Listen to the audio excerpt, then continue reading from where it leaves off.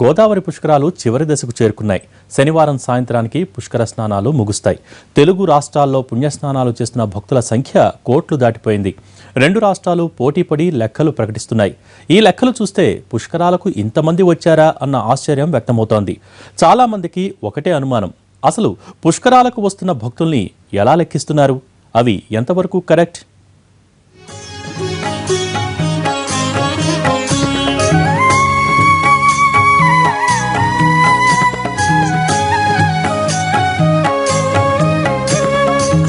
గోదావరి పుష్కరాలు అనుకున్న దానికంటే ఘనంగా జరుగుతున్నాయి. తెలంగాణలో, ఆంధ్రప్రదేశ్లో భక్తులు పోటెత్తుతున్నారు. నిత్యం లక్షలాది మంది భక్తులు పుణ్యస్నానాలు చేస్తున్నారు.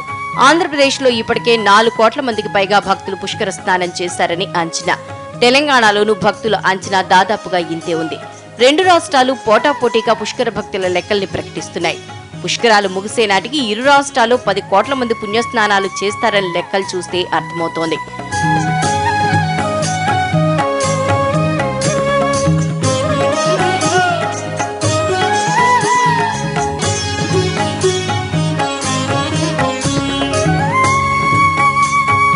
నిత్యం లక్షలాది మంది భక్తులు పుష్కరాలకు తరలి వస్తుంటే వీరిని ఎలా లెక్కిస్తున్నారా అన్న చర్చ అంతటా జరుగుతోంది. భక్తుల్ని లెక్కించడానికి కొన్ని పద్ధతుల్ని ఫాలో అవుతున్నారు. పుష్కరాలు జరిగే ప్రాంతాల్లో ఉండే సెల్ టవర్లను గుర్తించే ఫోన్ నెంబర్ల ఆధారంగా లెక్కించడం ఒక పద్ధతి. ఇక బస్సు, రైళ్లు, ప్రైవేట్ వాహనాలు, సొంత వాహనాల్లో వచ్చే భక్తులను లెక్కించడం మరో పద్ధతి. ఇక పుష్కర్ ఘాట్ల దగ్గర ప్రత్యేకమైన కెమెరాల్ని అమర్చారు. ఇందులో రికార్డయ్యే దృశ్యాల ఆధారంగా జనసందోహంపై ఓ అంచనాకు రావచ్చు. ఇక ఘాట్ ఇన్ఛార్జీలు చెప్పే లెక్క మరొకటి. వీటన్నింటిల్లో లెక్క చూస్తే 1000-2000 తేడా మాత్రమే ఉంటుందట. ఆ లెక్కలే ప్రకటిస్తున్నామనేది ప్రభుత్వ వర్గాల వాదన.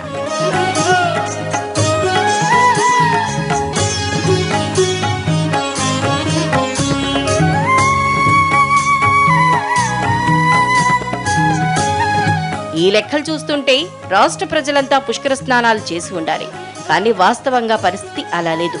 పోనీ పొరుగు రాష్ట్ర ప్రజలు పుష్కరాలకు వచ్చారు కాబట్టి లెక్కలిలా ఉన్నాయా అనుకున్నా వారి సంఖ్య కోట్లలో ఉండకపోవచ్చన్న బాధను వినిపిస్తోంది. అసలు ఈ లెక్కల్లో నిజమెంత, అబద్ధమెంత? నిజంగానే అన్ని కోట్ల మంది పుష్కర స్నానాలు చేస్తున్నారా అన్న సందేహాలు వినిపిస్తున్నాయి. మరి ఎంతమంది వచ్చి మునకేశారో ఆ పుష్కరుడికే తెలియాలి.